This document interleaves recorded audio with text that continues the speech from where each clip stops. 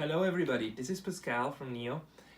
We are here today in order to taste another one of our beautiful teas that we found just recently. This one is special because it is a Tamaryokucha. Tama means bowl, round, and it's called like that because the tea itself, as compared to other teas, is not rolled, but the tea leaf is like it's made in a kind of a pan and round. I mean, they have these twirls in there, and that then creates a very interesting shape of the tea itself. I'll show you that in a moment. But these are the two teas that we're gonna do right now. So on the one hand, a sencha, Tamaryokucha sencha, and Mr. Satoru Fujisako, who produces them, calls this one a shiraore. Shiraore is one type or one of the expressions in order to describe a kugicha. Kugicha are those that still have a significant amount of stems mixed with the tea leaves. I'll show you that in a moment as well. And then on the other hand, we have the Tamaryokucha premium sencha over here. And in this one, there is by far less stems inside, which then changes the taste slightly, something that we're going to show you right now. So this is the kugicha. Here we've got the shiraore sencha, and you see these white parts, that's the kugi, that's the stem where it gets its name from. And then we've got here the tea leaves that are rolled, and you see this guy. It's easy to see. It's rounded, right? That's where it gets its name from. And that's why it's a Tamaryokucha, rounded. And with the other tea, with the premium sencha that he has, you clearly see less stems, more leaves, and here you clearly have the rounded form. Quite beautiful, deep green. And now let's see what this renders. So we're gonna start as always from the less premium tea. 5 grams into the pot. And the water rather hot. He recommends 80 to 90 degrees of water, so we're gonna follow that. This is 80 degrees of water. And now we're gonna let it stand here for 1 minute. We'll be back in 1 minute. And here we go, it's done. So let me try this slightly in.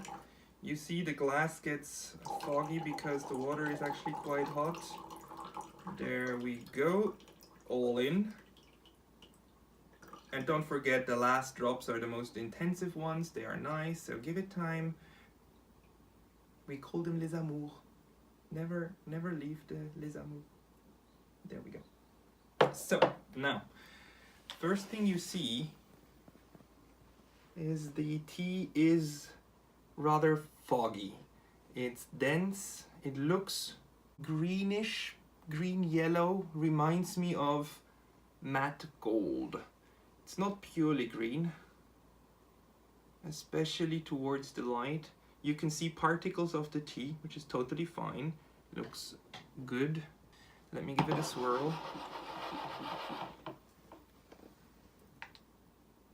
There's vegetables. There's vegetables in the nose. Like vegetables in a hot pot. That's the association I get here right now. There's a saltiness to it. There's probably gonna be some umami, some savory taste in this tea. Green peas, fennel, slight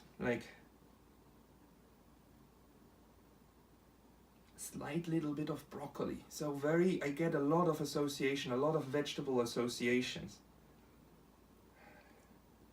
Interesting, but it also has something creamy.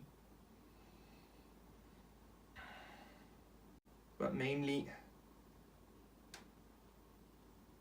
the green notes, grassy notes. Although slight, it's not strong grass. It's really more vegetables. The green peas are really clear. Okay, let's see what it tastes like.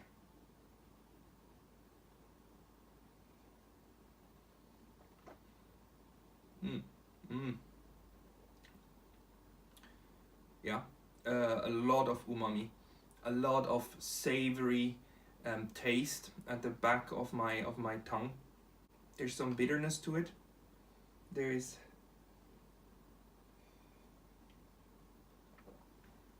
wood. There's pine wood. Traces of hazelnut. This is interesting. In the nose there's still clear vegetables, but on my palate, on my tongue, I don't really get.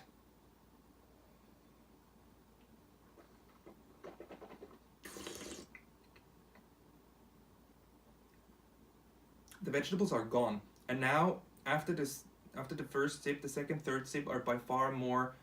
They're more bitter. There's more tannin. The tip of my tongue is going dry. There's more grass now on the palate. It's strong. It's rather intense. This is it. It's punchy and it's clearly savory.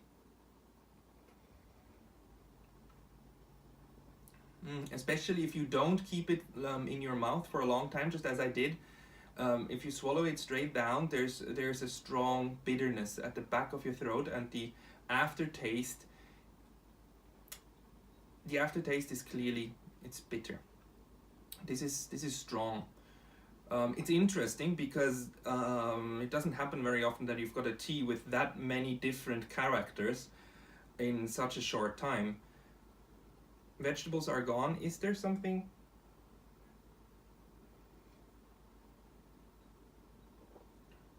Little sweetness. Not very sweet. No. The funny thing is now that it gets cooler, the bitterness produces something that's almost acidic. I get this idea of blueberries, or very, very young tiny little strawberries that are not ripe yet, and they produce some sort of acidity. And a slightly sour taste. Very interesting.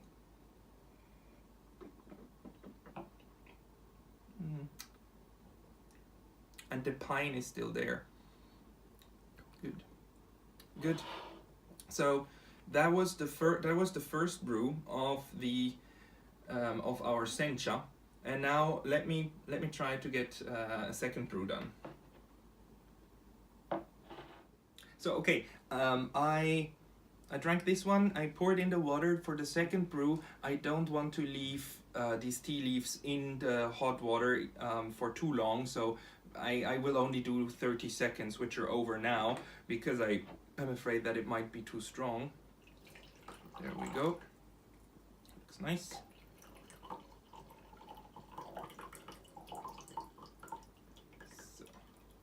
Second brew, short. Give it a swirl. No change in the color. Even stronger vegetable notes in the nose. Green peas. The fennel is still there. Didn't change a lot, just got more intense.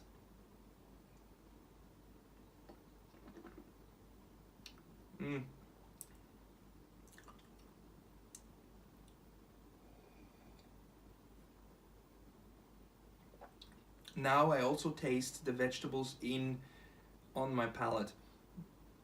There's these green vegetables. There's now a sea breeze. It's still savory. It's more intense now, and the bitterness is still there. I would say that one is unchanged. There's tannin, the pine wood. It got more intense. Especially the bitterness. Still very interesting, still quite full, quite round. So in conclusion, I would say that this tea is, the best word to describe it is complex. It's the opposite of flat. It has many different tastes in the nose, on your tongue. Interesting to drink. But if you're not in for bitterness, then this might not be the one for you to go. Okay. Now let's go to the second one, our premium sencha over here. Still Tamaryokucha. Okay, I'll put this in. So, There it goes. All in. Thank you. And hot water. The water is now, this water is now around 60 degrees. It should be slightly lower for the second Tamaryokucha.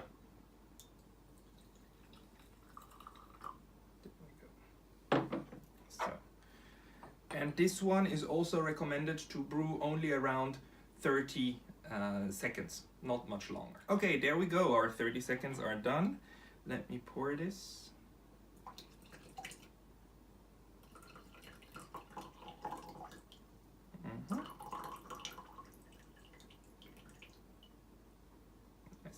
And we don't forget les amours. There we go. Ugh. Good. So, first thing to see, it is less intense in color. It is lighter. You can see through it. It goes. It's not entirely a fair comparison because this is the first brew, right? But you get the idea. You still see the particles in this one, in the premium sencha. But it's more clear. So let's see. Interesting. The vegetables are almost gone. Not here anymore. This has a slight sweetish flavor to it in the nose. More fine. Actually, this reminds me of a flower. Yeah, it's sweetish. It's a flower. It's like having your nose over a tulip, or not a tulip. Sorry, it's more like stepping into a florist's shop, and then you get the sweetness of the flowers, and you get this green that hits you. Interesting, sweetish. So I would expect it to be sweet as well on the tongue.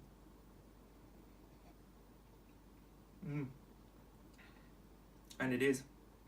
It's quite different from the sencha itself. It's sweetish, and it has lost almost completely the bitterness.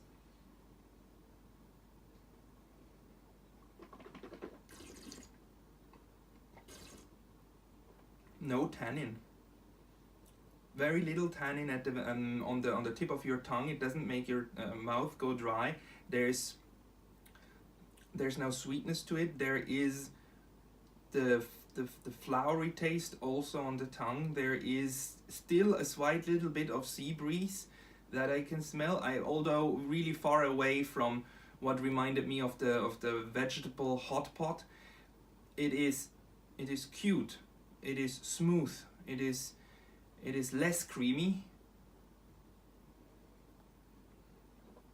Goes down very easily. This is spring. If this was like summer, deep summer, then this is spring. There's grass inside, no hay, cut grass, but it's left there on the spring grass, and a shower of rain just went over it. So there's still all of the associations with green and with this naturey taste, but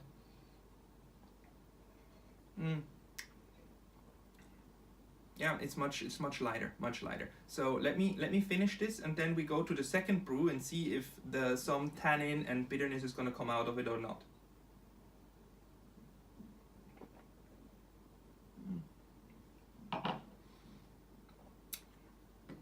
All right, so to the second brew of our premium sencha. This water, I left it. The water is around 50 degrees by now. So low temperature, which is always good for second brews, like little time. We let it stand for around 30 seconds again, I would say. Something that you can see clearly now, for example, is, and that's what's similar to the other, to the rolled ocha, is that the leaves open. So they're open, they're big, they float partially. So this takes much less time than in order to absorb the taste of the tea leaves, and let's take it.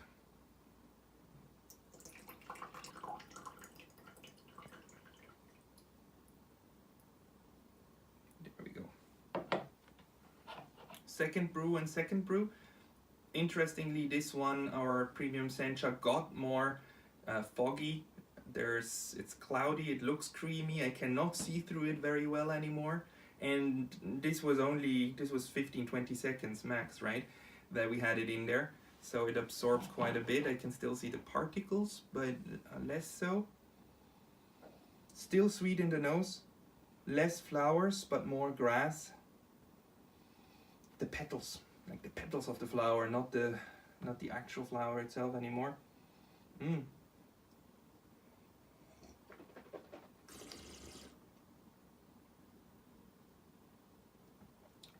Yeah.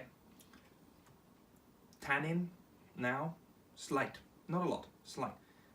Interestingly, I still don't taste any bitterness. With a direct sip, without anything going on in your mouth, there is bitterness now, back here. But it still tastes sweet. There is now something back that we had in the other one, which is a slight note of acidity that I feel. I again get the association of very young, small, little blueberries and wood. The pine is there. This goes into hazelnut. I have traces of hazelnut, traces of pine. A little bit, no vegetables, no. It's the green, it's the grass that I feel on my palate. Let me go up again. Let me have another sip of the first one of our sencha and see what I get here. Yeah.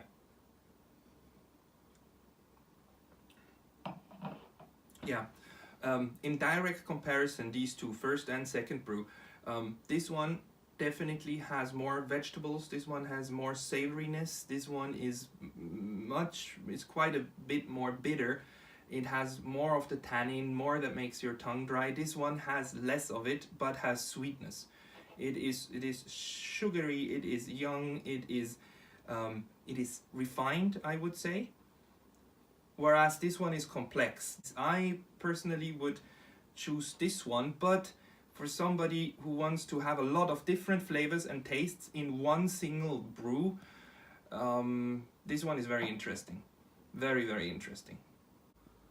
Okay, so let me give you a few more insights about these teas. The first one that we tasted is this one. That's the sencha that is produced by our farmer Satoru Fujisako on his farm Hinokuni, Kumamoto. Kumamoto is a lovely prefecture on the island of Kyushu. He actually got the map here on the back of his packaging, which is a nice little add-on. You see it's here from this left-hand side prefecture, close to Nagasaki and below, quite a bit below Fukuoka. Very sunny, rather warm, at least warmer than the north of Japan. So thank you very much for watching our video. If you want more of it, give it us a thumbs up. If you want to try these, write something below and we will tell you more if you have any questions. See you next time. Bye.